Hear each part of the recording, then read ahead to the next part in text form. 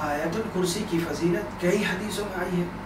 बुखारी में एक हदीस है जिसका मफहूम है, जो सोते वक्त आयतुल कुर्सी पढ़ेगा सुबह तक अल्लाह ताला उसकी हिफाजत फरमाएंगे और शैतान उसके करीब ना आ सकेगा।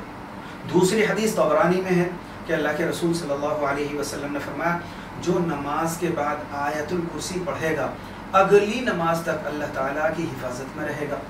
तीसरी हदीस में है कि आयतुल कुर्सी कुरान की आयतों की सरदार है। आयतुल कुर्सी बार बार सुनकर ये याद हो जाएगी।